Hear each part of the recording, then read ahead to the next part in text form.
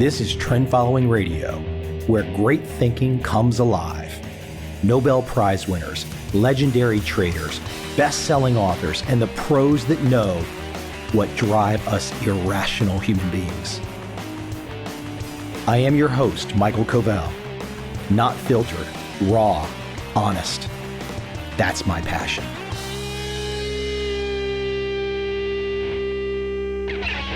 I just spent a month in America, near Washington, D.C., in Virginia, traveled in that mid-Atlantic area some. First time back in a year. I'm not impressed. Now, it's going to sound like I'm drawing all kinds of conclusions about the entirety of America in this conversation, but I think I can. The feeling that I have as an American going back to America after the last 1 year is something akin to implosion. In my hometown, there are unlimited numbers of vape shops now. There are massage parlors everywhere. Now, this is a bedroom community outside Washington, D.C., where the average home price is probably $1.5 million, with a main business area of strip malls with all the requisite fast food joints and coffee shops and all that kind of fun stuff. But the vibe, the change in feeling in 1 year, what the hell is going on in America? And let me get right to the heart of the matter. Why is violence tolerated? Why has America decided that violence is okay? Sure, it's always been violent in inner city America, at least for the last 50 years. But now, it's everywhere. For example, a friend of mine, not from America, we walked into the local pharmacy, local CVS, Sunday afternoon, 3 o'clock. We were inside for maybe 10 minutes. Came back outside, there's 6 cop cars, lights flashing in the parking lot. Now again, this is a parking lot with a CVS, a Popeyes fried chicken, a Michael's Arts and Craft, a giant supermarket. Normal stuff. 6 cop cars in the parking lot. 10 minutes after we went in, we come out, they're in the parking lot. So we don't hang around. I mean, it looked a little serious. 24 hours, we find out there had been a shooting in the parking lot. So the 10 minutes in which I went inside to a suburban strip mall, CVS, and came back out, there had been a shooting. Now, that crap has never happened at all in this area. Now, and I'm not just pulling some random one-off out of my hat, you can see this across this particular area, and I know it's across America. On this trip, I did not go to San Francisco. I did not go to LA. I did not go to New York. I did not go to Chicago. I did not go to San Diego.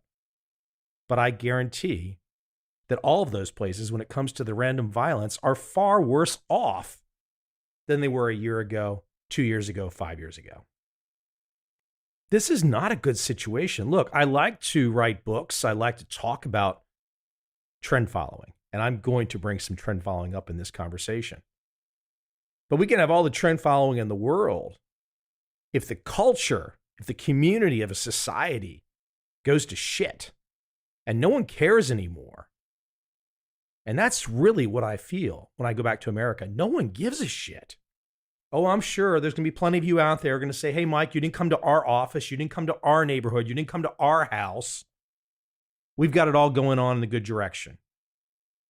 Perhaps.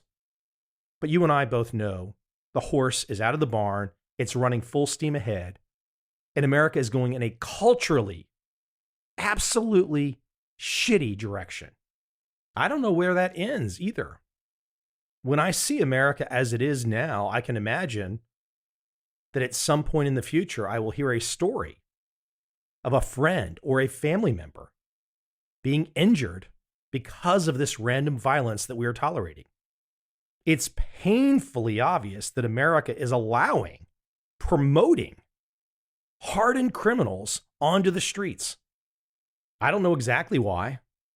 I mean, the only thing that makes sense is that some people in power want this. They want people to have this fear that something random might happen, which is a bizarre way to live. I've not lived that way for 10 years. I don't have any feeling where I live now in Asia. I don't have any feeling that something random in terms of violence is going to come out of the woodwork and be standing in front of me. And look, I'm a big guy. I can handle myself. I can't handle myself if an 11-year-old boy has a gun and shoots me. And that's the face of America today. That's the shape of America today. It's a real cultural shit stew. I hope it changes, but it's not going to change with a vote. That's pretty clear because the trend line is one direction. I don't bring this up to pick a fight. I don't bring this up to prove that I've got some observational powers different than perhaps you. But I think a lot of Americans are ignoring what I just described. They're pretending it doesn't exist, or they're not speaking out, or they just don't give a shit anymore. All of those options are bizarre. Let me shift it out of my cultural perspective, my cultural reminder coming back to America. And look, I did do some interesting stuff. I went to a seafood joint in Annapolis, Maryland, and Annapolis, where the Naval Academy is really nice. But not that we saw it that day. Annapolis, Maryland, with the Naval Academy right there, it can't escape random violence either. So America's this interesting place where you have some of the most civil, nice people on the planet, some of the greatest economic development on the planet, and then other people that are like savages, that don't give a shit, that are intermingling with all the other people that are, quote, normal. It's a strange place. I'm sure it's becoming analogous to places like South Africa and Brazil. You think I'm too hard to say that? You stay in your delusion land. I don't really care. I can see what I can see when I'm in America. Let me shift out of that. Let me get into a little trend following. At least a little trend following where somebody doesn't get it. So I had the conversation with a family member that doesn't understand trend following. A family member who has done very well since the pandemic original drawdown happened and once the money printing started. A lot of people made money with the S&P and the Dow going up once the money printing started. Of course, that all changed in 2022. And this individual, while writing it up, has written it down and doesn't really know why. Doesn't know why it went up or why it came down. Now, I don't really know either, but I don't have to know as a trend following trader. And that was part of what I was trying to impart on this individual was you don't have to know. Because what I was hearing was all the stories of the local retail broker, the local RIA, the person that has a projection or a prediction on where XYZ market is going to go. Now, of course, this individual doesn't keep track or measure any kind of metric that you can gauge success. So it's like the riverboat gambler mentality. I heard something from somebody. I've got a fundamental view. I made a bet. I either made money or I lost money, but that's it. Now, after 2022, somebody like this, and there's many people like this, after 2022, somebody in this position should be saying to themselves, what the hell just happened to me in the last couple of years? Do I need to reevaluate? Do I actually need a strategy? Or do I want to just continue to believe that I'm at the casinos in Vegas? To be a good investor, to be a good trader, you've got to be curious.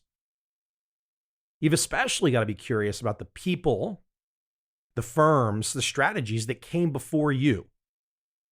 You are not special. Whether you're 18 years old, 25, 30, 35, 40, 50, 60, 70, 80, 90, I don't care. You're not special.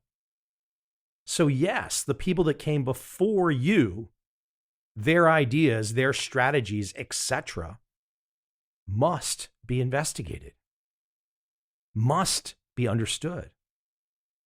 Well, Mike, I don't have to do anything. I'm so super smart. I can just talk to some local broker and we can make some predictions and projections and we can make a bet and we think it's going to go up. Okay, if you go that strategy, are you going to measure yourself? Are you actually going to keep track? Are you going to do an autopsy when you have a 2022 like you just had? Meaning if you're a fundamental trader, if you're a buy and holder, if you're some kind of riverboat gambler, and after 2022, if you don't analyze yourself, what are you, a psychopath? Are you insane? Are you an idiot? But in this conversation with this individual, it was interesting because I started to explain trend following. And this person made fun of me. Of course, not read my books, and I don't care. I said it's a family member, but doesn't matter. We all have big families, so people don't keep track of things.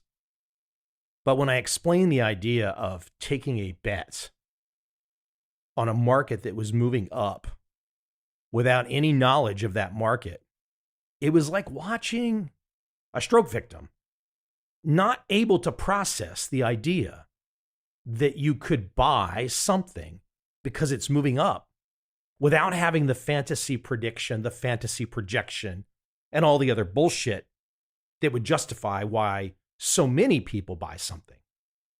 It was quite fascinating. I wish I could have taken a picture of this individual's face. Maybe it was just a great example of cognitive dissonance or the aha moment, or they just thought I was batshit crazy. So here's the interesting thing about this whole conversation of trend following, which is what I'm discussing.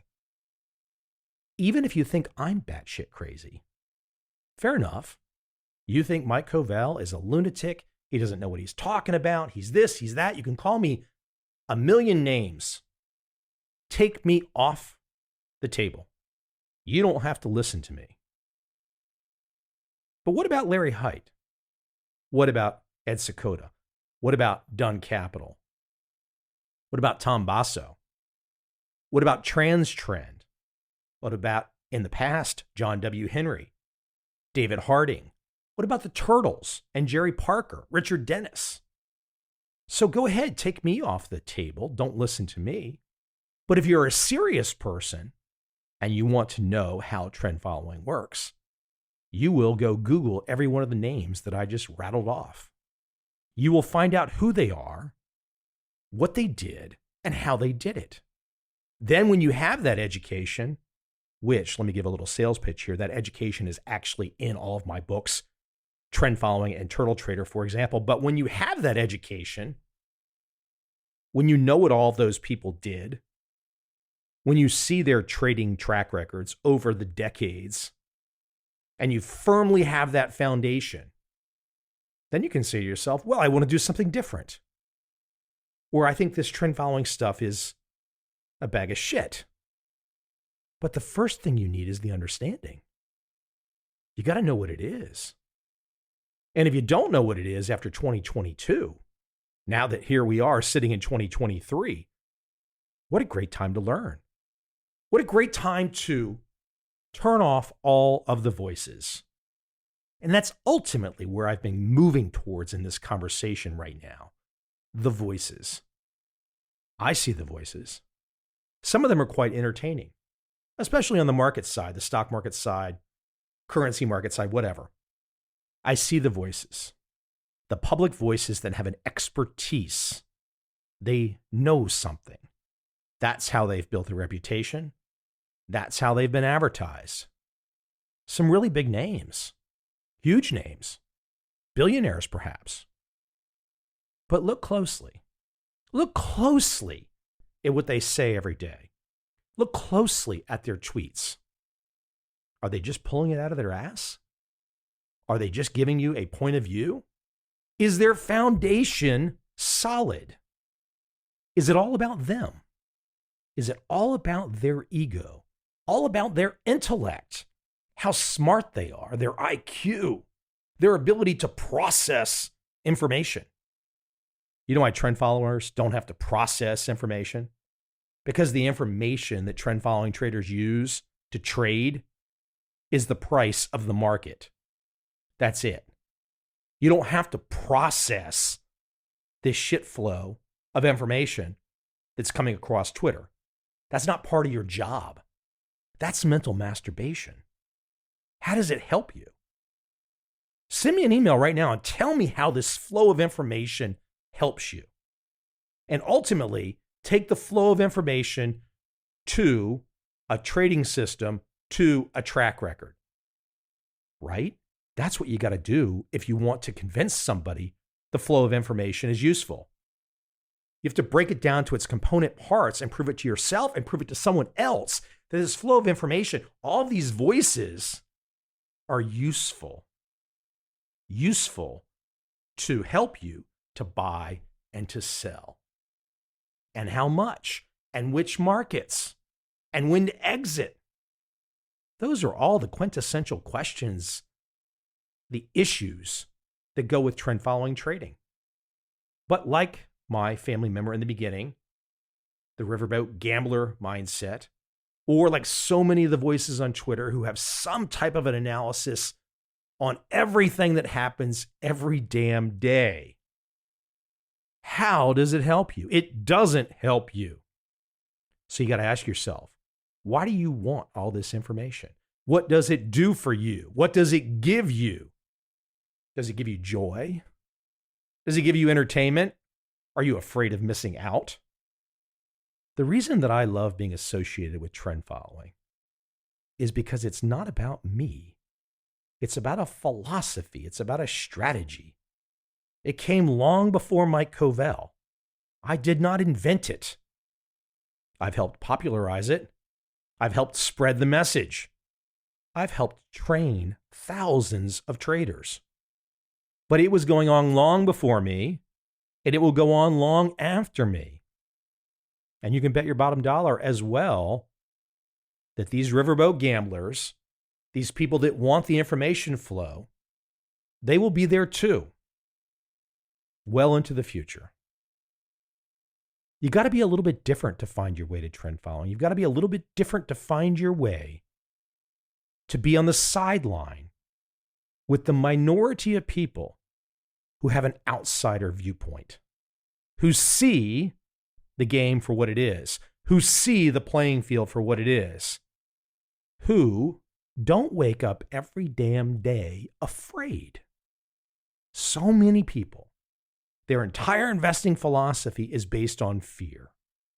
Fear of their neighbor doing better, fear of their boss doing better, fear of not having enough money, fear of not being able to pay their bill. Instead of trying to be honest with themselves, instead of trying to be clear-minded, they fall back on all this nonsense. And the nonsense, once again, are the voices. So I challenge you as you roll into 2023 with unlimited numbers of voices, and I mean by voices, market pros, this person, that person, that tells you every day they know what's going to happen. As you roll into 2023, challenge those people. You can challenge them directly, or just challenge them in a way where you're keeping track on a private spreadsheet in your office. But stop accepting the crap blindly. I want everyone to do well. I want everyone to make as much damn money as humanly possible. But it starts, first and foremost, letting go of the fear, coming up with a good strategy, and executing. Oh, and it also, drum roll please, it starts first and foremost by letting go of every one of these voices you hear every day and letting go of the information flow. The information flow ain't going to save you, but a good stop loss strategy, a good exit strategy, that damn well could save you.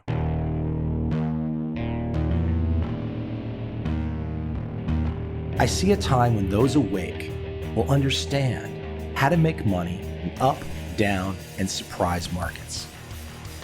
Whether new trader or experienced, college student or financial advisor, protecting against a crash, or just trying to make a lot of money.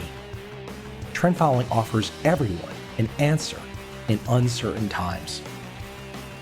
To get started immediately, send me an email, michael@covel.com. I will send you the right trend following steps to take along with my free video. But if you want to buy and hold, trust the government and trust Wall Street, this is absolutely not for you.